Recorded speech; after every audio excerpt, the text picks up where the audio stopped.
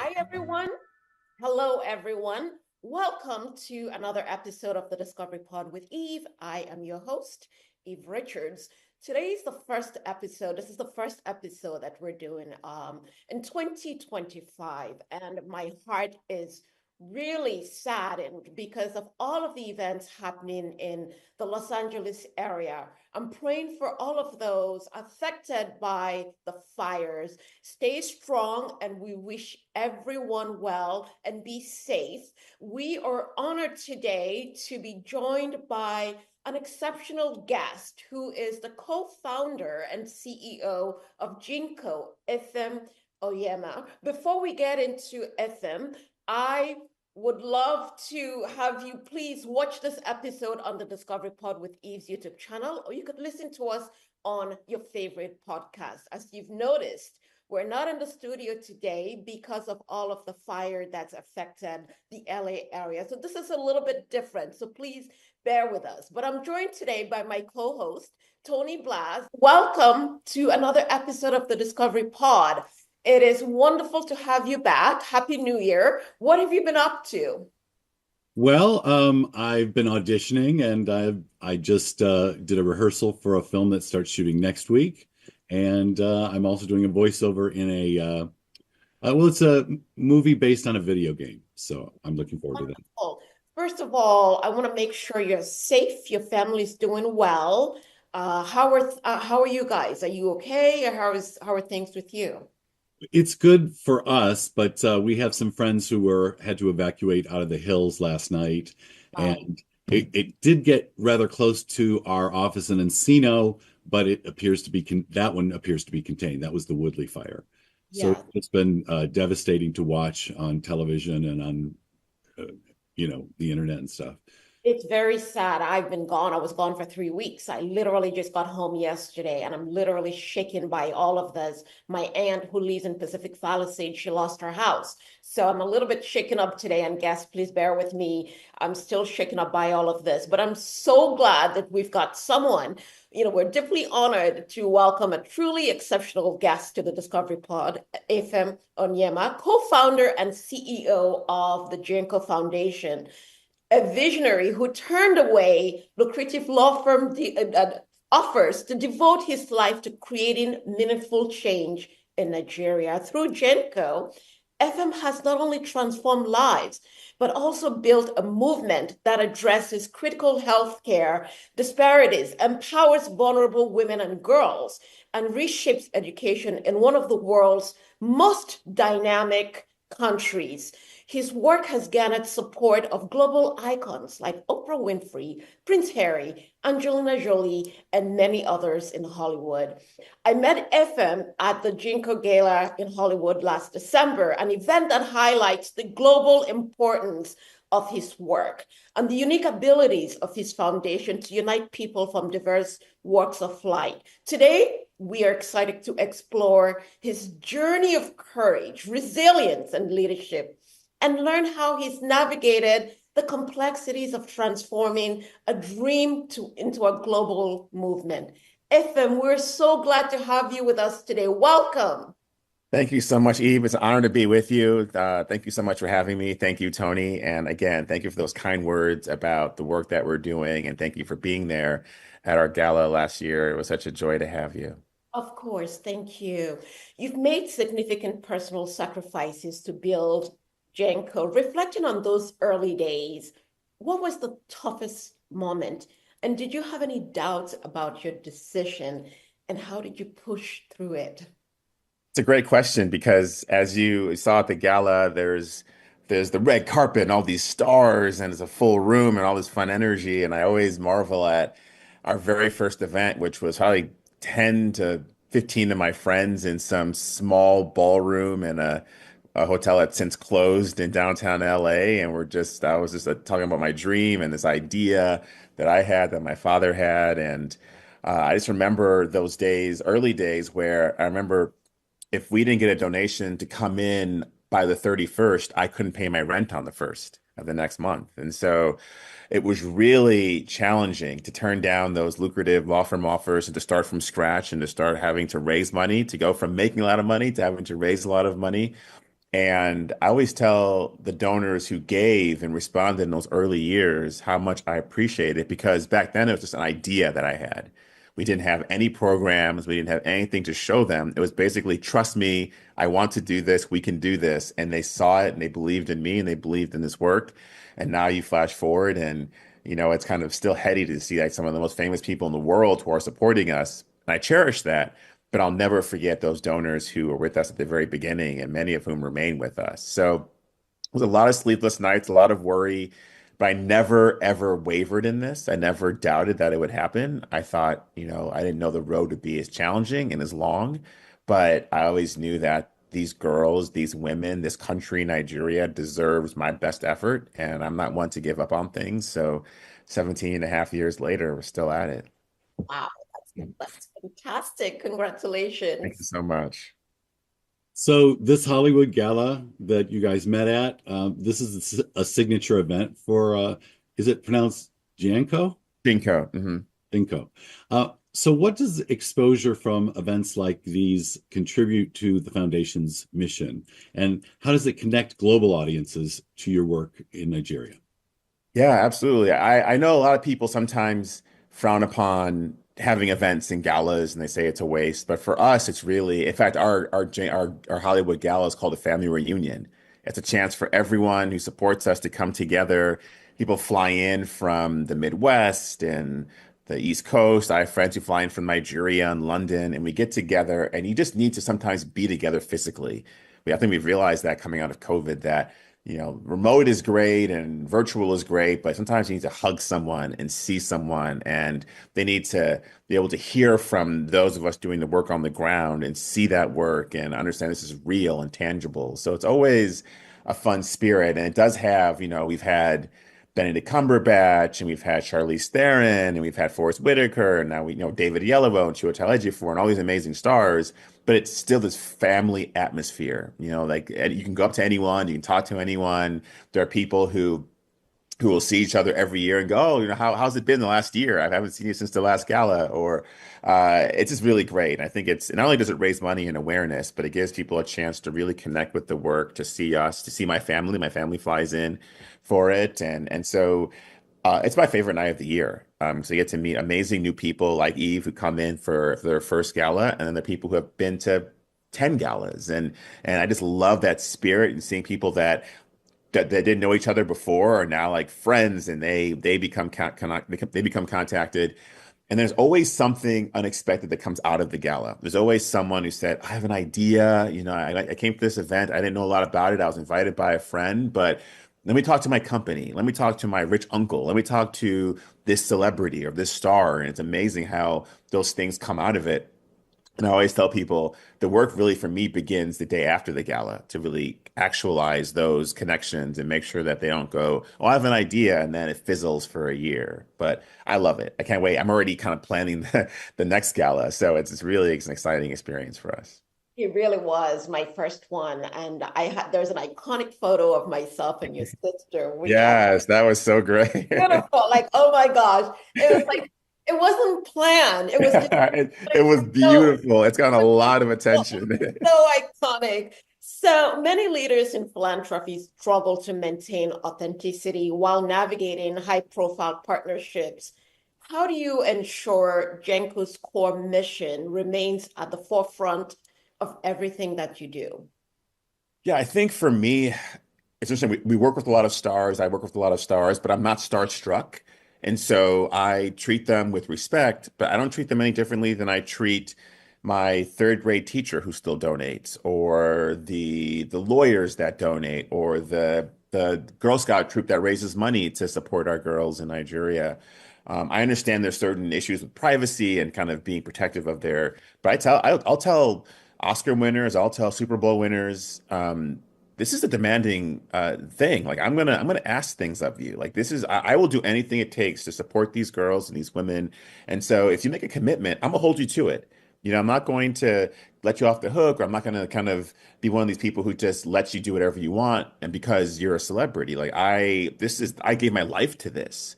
And really they actually respond even more strongly to that. Like, yes, please do challenge me. I like being challenged. I don't want another yes man or yes woman. I want someone to tell me I'm amazing and whatever. I remember I was with one of our supporters, my dear friend Benedict Cumberbatch, who plays Doctor Strange, and I was on set with him. We were doing kind of a set visit experience, and I remember him saying, like, what you're doing is the real world. I'm here dressed as a wizard, playing a wizard. Like, this is not real. But if I can have this world support the real world, these girls, then I'll do it every single day. So I love the fact that we can work with these people and find creative ways to work with them.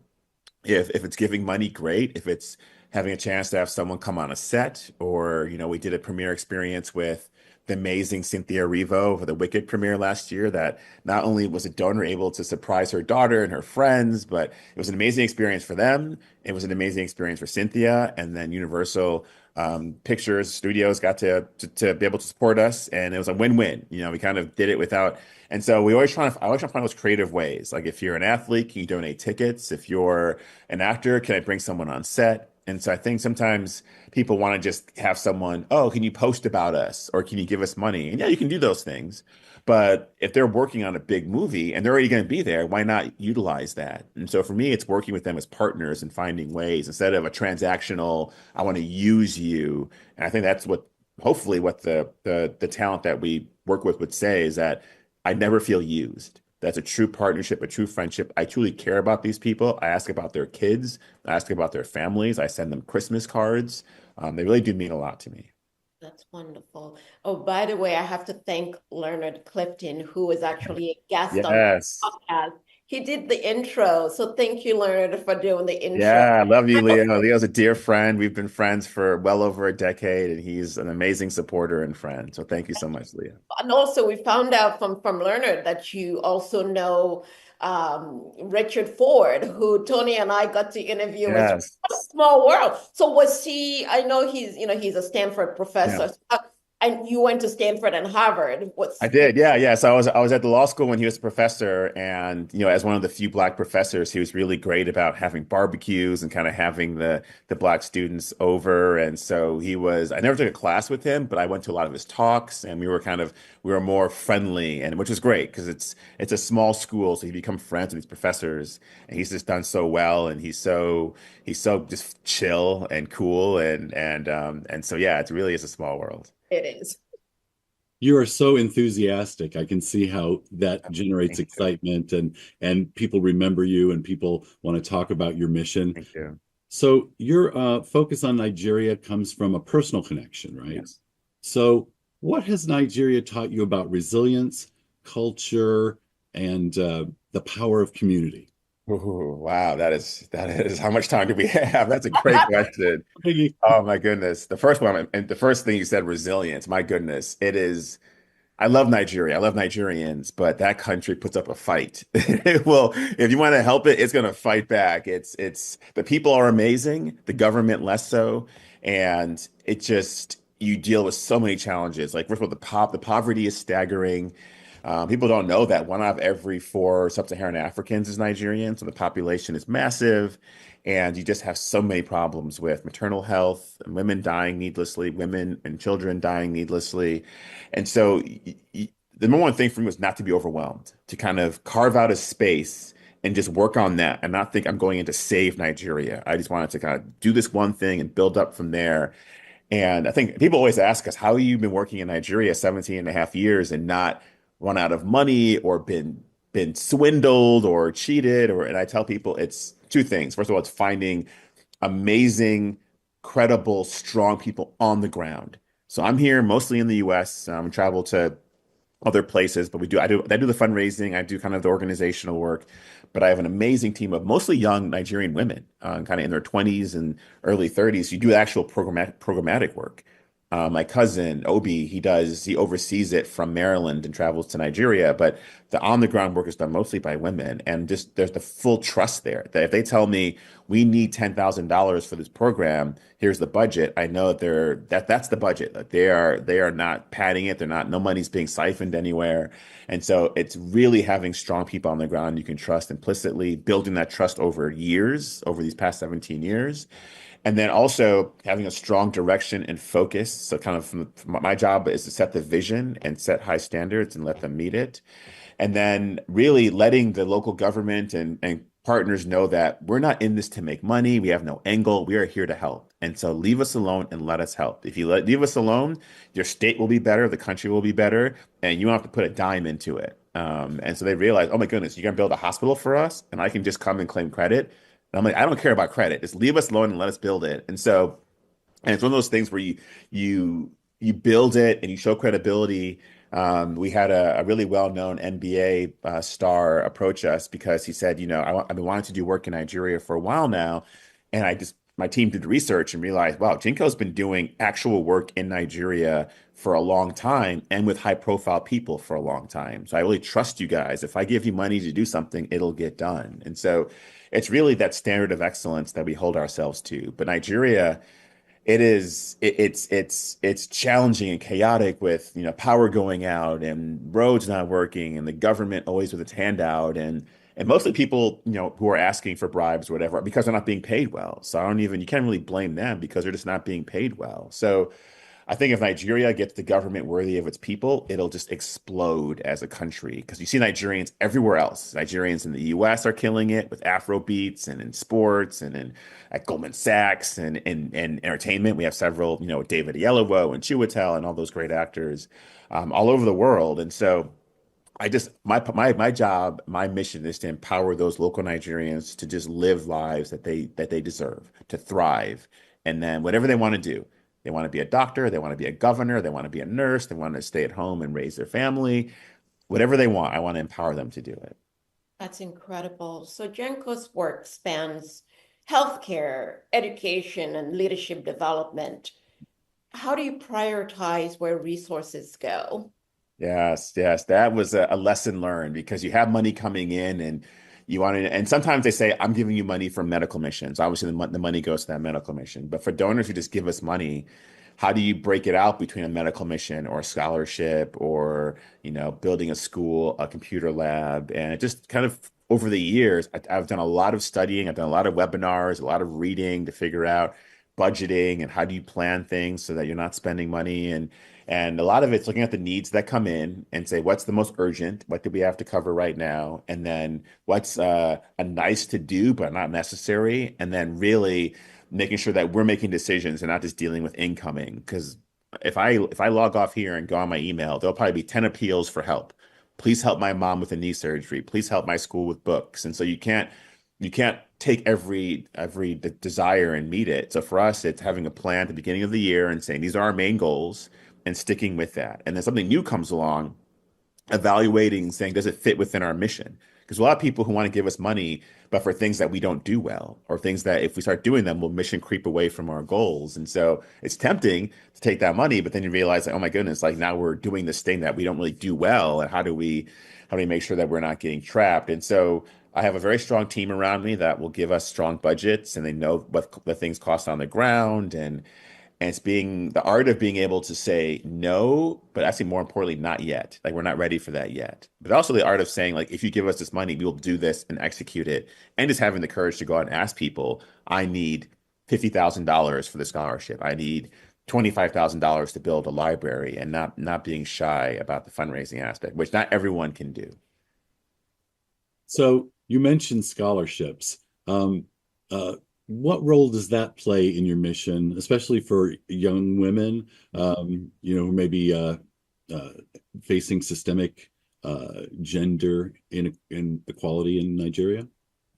Yeah, no, and the scholarship came about. I wish I could say I cannot claim credit for that at all. It was really I got to know the actor David Oyelowo through a mutual friend, and we met around 2014, 2015, when he had just played Martin Luther King in Selma and kind of had this moment where he was becoming more of a high-profile actor. Had always been a brilliant actor, but now becoming more recognized as such. And we sat down in his home. He invited me to his home, and he said, this Bring Back Our Girls issue where girls are being kidnapped from schools and taken and married off, and just it was a horrible situation.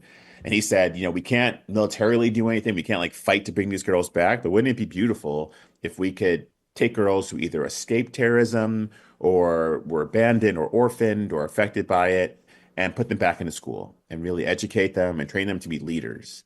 And I thought that's great. I'd love to do that. We don't really do that, but if we were to do it, I would need you to be a full partner. Not one of these celebrities who shows up on a red carpet once a year or does one, post or whatever. And he fully committed. And to his credit, he's been fully devoted. Oprah, who's a dear friend of his, was our first major donor. And since then, we've gotten, the Jimmy Kimmels and Oscars and people, of that sort. But for us, it's really finding girls with that innate spark, and they just have that brilliance. But then their parents can't afford to pay for their tuition, or the parents have passed away or have been murdered, or they're living in a refugee camp, and kind of find them these diamonds in the rough, put them into school, and really wrap ourselves around them. So we pay for everything in terms of tuition and room and board, but we also do, as you mentioned, the leadership training. And so we have our team give them leadership skills outside of the curriculum. And then we partnered with Prince Harry and Meghan Markle to not provide them with mental health and menstrual health for the girls in particular, because we realize these kids have gone through so much and mentally, like we are missing so much if we don't address their mental health, which is true here in the U.S. as much as it is in Nigeria, and more so with the stigma that's inherent in Nigeria. So Prince Harry and Meghan have been so amazing and so forthright in that. We're really proud of that partnership.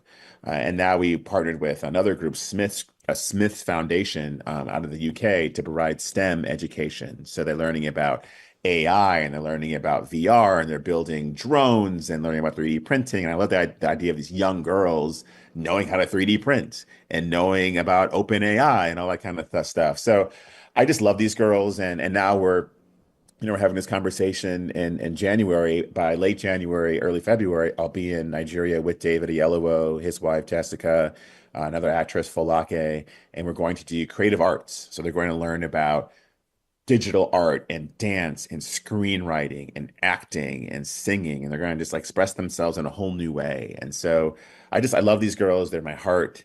I love seeing them grow because it's a 6-year program. So once you're in the program, you're there for 6 years. So I get to see them from being these timid, shy, malnourished girls who come in year one to these brilliant, bright leaders by year 6. And it's just one of the great joys of my life. That's incredible. Falake was actually at the last Yes. Ember, and she, for anyone who doesn't know her name, she's actually the lead from Abishola. Yes, yes. Pablo's Abishola on Abishola, CBS. which was on CBS, so she's the lead. And I was amazed that she's actually a very gifted Oh, musician as well. Like, she's wow, she was amazing. performing. She was She was incredible. Like, fire. wow. So Pure. many aspiring change makers look to you as a role model. What advice would you give them about turning passion into something sustainable? Fantastic question. Tenacity. I think I tell people I don't consider myself particularly smart or genius or gifted, but I'm tenacious. I get up Monday morning and do this work. I get up Sunday morning, do this work. The idea of you keep doing it and you keep doing it. I told someone the other day in terms of fundraising, I was sending an email to someone asking for their support, and I said, I'm probably gonna have to email this person 7 times before I get an answer.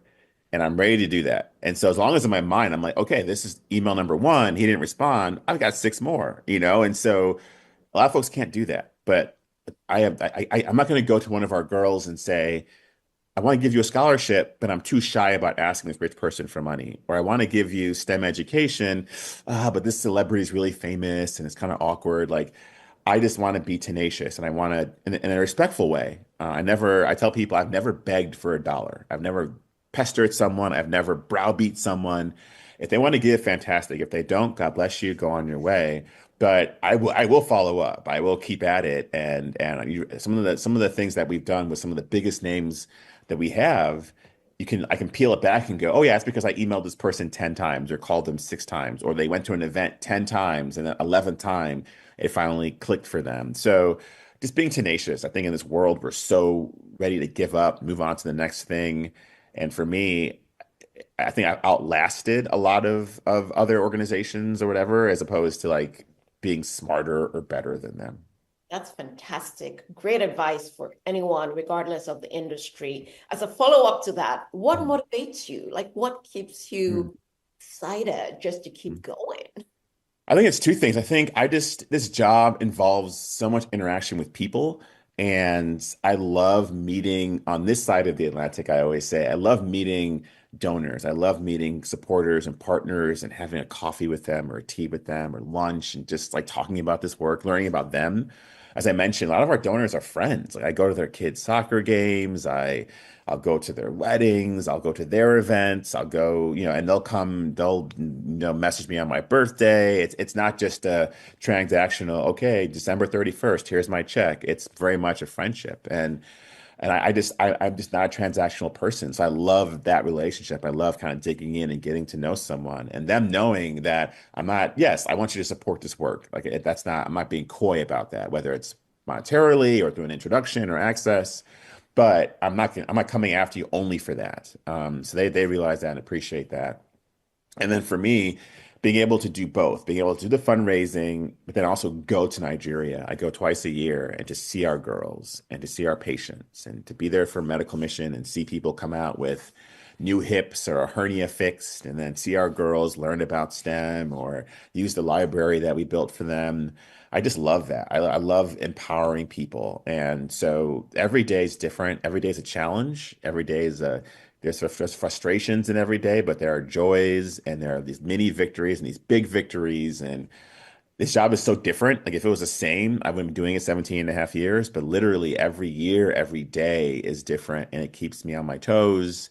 And the fact that I get to run it and lead it and lead these amazing people is again such a great privilege for me. That's wonderful. Tony, does it remind you of Dr. Juteli from season one? Yes, doing so much work. But what I asked her, I'd like to know from you as well. It sounds exhausting and it sounds invigorating and exciting, but how do you balance personal life or Mm. other commitments with all of this work? Yeah, no, it's interesting because like I just consider like I think it's I consider it integrated. Like I love the time if I'm meeting with a donor for lunch. It's work, but I enjoy it. Like it's not like, oh, I gotta meet with this person. I mean, sometimes it is, honestly. Like there's some people where you're like, oh, okay, let me just get through this. But for very few, most of the times I get to meet this person, have time with them and get to know them. So it is work because we are talking about GEANCO and donations or support or ideas. But to me, it's like a joy, and because most of my friends are donors, but every time I spend with them socially, they'll ask about GEANCO and I'll talk about it and all that. Um, but then I think because and running a foundation from LA and the kind of the special things you get to do, like someone will call me and say, "Hey, come to this premiere with me," or "Hey, you want to come on set? I miss you. I want to see you," or getting special screenings or tickets to things and all that makes it interesting. I don't do it because of that, but it certainly makes it different than running a foundation from a different place. So, and because we lean into that and leverage that community that really helps. But I think for me, because it's a vocation and not a job, right? I have friends who work for firms and companies where, Friday at 6, like they're closing their work laptop and it's not opening up again until Monday at 8 a.m., And so for me, yes, I'm always on. If a donor emails me at 9 p.m. on a Sunday, I'm going to respond because I want that support. I want something from that person in terms of helping our girls and our women. Um, so I probably not the best person to talk about like work-life balance, and I feel like it is just GEANCO is people will ask Yeah. me how I am. I'm like, oh, I'm doing great, GEANCO. Da, da, da. I'm like, no, how are you doing? I'm like, I just told you, and so I'd be better at that. But and I have friends who kind of keep me in check and say, we're gonna have dinner, or we're going to this game, no GEANCO talk. Like talk about anything else, but we're not talking about. I'm like, all right, deal, we can do that. But yeah, it's really the fact that people give us money that they don't have to give us. There's no law, there's no rule. If they want to get tax write-off, there are literally 1.5 million charities out there. And it just blows my mind that people do that they want to help and want to support and they believe in this and they believe in me. And that energizes me more than anything else in the world. That's wonderful. To piggyback on that question, so for those inspired by your work, what are some practical ways they can contribute to GEANCO's mission beyond financial donations? Sure. I think for those, like we always, there's opportunity and access and funding. So if someone wants to give money directly, great. But I always tell people, think about who might have access to something interesting. It literally could be as someone's like, oh, my friend has season tickets to the Clippers and they're in the new stadium this year. I can give you tickets to auction off. And they did. And those raised money. Or, oh yeah, my friend works for HBO. Maybe I can get you a set visit for one of their shows. Or my brother's company is this big, industrial technology company, and he really pushed them to kind of encourage them to support our work in this way. And that's how the STEM thing came along when they created their corporate foundation. So people kind of look at their network in the world and go, who can I help? How can I help in a way that maybe I know someone, an introduction? We have a network of surgeons who we can rely on to do our medical missions. And so that to a certain extent, depending on what their specialty is and what we're doing that year in terms of a medical mission. Yeah, I think there's definitely one of those things where, like, I like having conversations with people as long as there's an understanding of, like, sometimes someone called me the other day and goes, oh, I have all this like kind of used clothes in my garage. I want to donate them to Nigeria. I'm like, well, that's not going to be helpful. The cost of getting your clothes to Nigeria, you might as well just give us the money, or give me the money. I'll give it to a local tailor to make the clothes. And so there's certain things that don't work because we're an international charity, and everyone who wants to go to Nigeria can't because the capacity isn't there. But I think if people really think about it and come and say, like, I'm serious about helping and I'm not necessarily looking to have an experience. That I think that's different. That's the difference. It's like people want to help as opposed to I want to I want to help because I care about the girls and the women and the people you're helping, as opposed to I want an experience. I want to feel a certain way, or I want to post about something, or so yeah. So, So sometimes you have to turn down certain grants, Yes. uh, um, and it's because you're not prepared. You don't think that's an area of strength at this point. Can you give us any idea of some things that would be an example of that, and do you plan to move into those areas? Sure. Yeah. So I think kind of a smaller scale, as I mentioned, people will constantly say, oh, I have these books to donate, or these clothes, or these toys. And again, like the cost of getting them from here to there.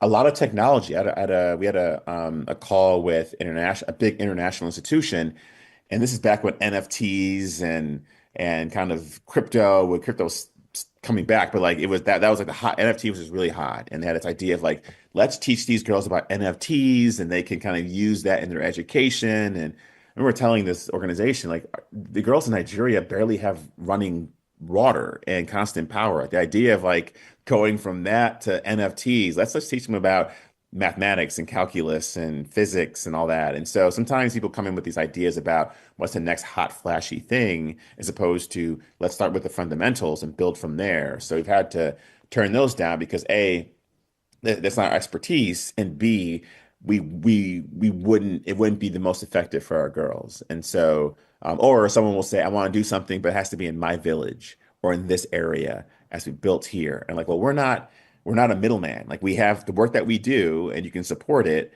Or they'll say, I want a scholarship, I want to pick the girls. And that's an absolute deal killer for us. Like, we say, you support the scholarship. We have a criteria. We go through it. We don't want you picking a girl and then that becomes your girl. And there's this weird relationship there where like you think you own the girl, whatever. So we tell people, like, you can give to the scholarship, but we make the decisions. We'll share information and you'll know what's going on, but we're not one of those organizations where you kind of adopt a girl and they have to write to you every week or whatever type of thing, which again, God bless those people who do that. They do great work, but we're just different. And so we're open to things. But certainly there's a flexibility there, and you can look at our programs and see how they've grown and changed based on partners that we have.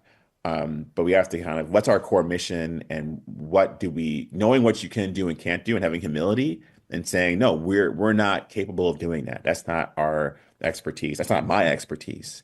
It's something that I think every charity leader has to have the courage to be able to say. So the pandemic obviously reshaped the healthcare system. How has GEANCO adapted to these changes, and what new opportunities have emerged as a result? Mhm.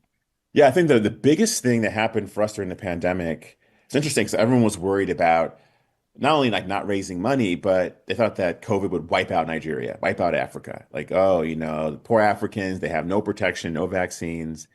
And the resilience, like it's amazing how the number of deaths that we weren't witnessing anywhere near the number of fatalities that were happening in Europe and the US. And there are all sorts of questions and theories that I won't get into, but like we were really pleased with the fact that COVID didn't just completely waylay people. We obviously pivoted into helping with PPE and teaching people about COVID.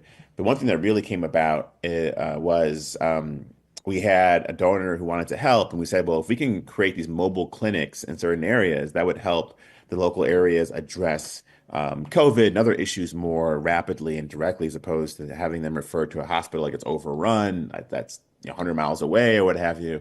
So we started our first mobile clinic. We take 40-foot shipping containers and turn them into clinics and put them into these areas. They're solar powered, self-contained, and this generous family that runs the Julia Burke Foundation gave us money for our first 4 clinics. And so we built these clinics and they were so successful. And now we have 6 of them in different regions, and women are getting their health care. They're delivering their babies safely and getting good prenatal care. The kids are getting vaccinated. Men are coming in for prostate exams and blood pressure. And again, like these mobile units. And then they get so big that we add another container to the same facility, and they're run by these amazing local nurses. So our goal is to expand that. Like that was born out of COVID. We have, as I mentioned, we have 6 clinics. We could have 60 clinics. The need there is overwhelming. So that's one thing that I look back and say COVID was a really challenging time, but the legacy of what we built out of that is continuing to this day. That's incredible. So tell our listeners a little bit about the name GEANCO. Yeah.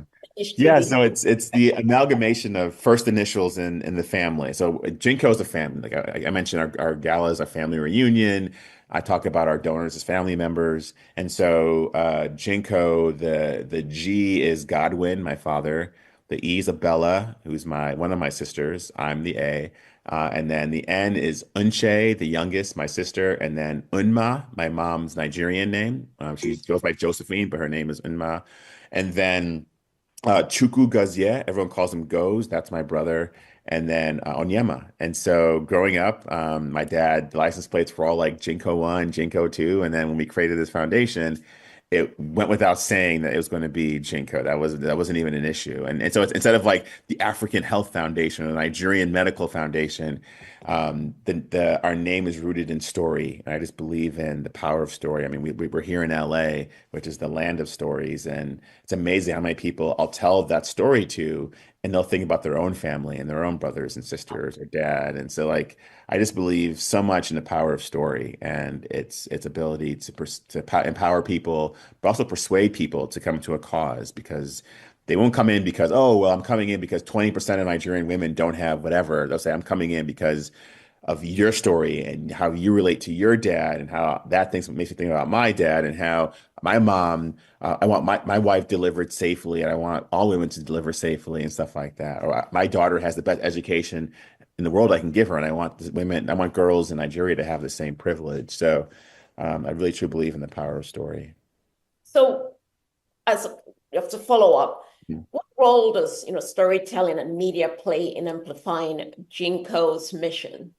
Yeah, no, I think if you look at our website, we try to, whatever we do, whether it's a medical mission, whether it's the STEM education summits, whether it's Prince Harry and Meghan came to Nigeria and and headlined our first mental health summit last year. And so we have videos of all of that. And I so saw people, videos from May of yeah.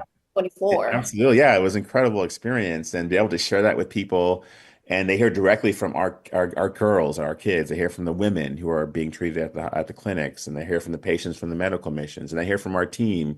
And I think that's just a really powerful thing. And then, sharing that, and like everyone else, you try to share that via social media. We ask our kind of high profile partners to share as well. And they've gone on to various shows. And whenever I always tell the actors and their publicists, if you're promoting a movie, big Marvel movie, just give them like 30 seconds to talk about GEANCO, and try to get the word out that way. And so it's a lot of noise out there. There's a lot going on, and a lot of it's kind of just flashy. Look at me, how amazing I am, or how amazing we are. And to be authentic can be challenging, but it's necessary in this modern media landscape.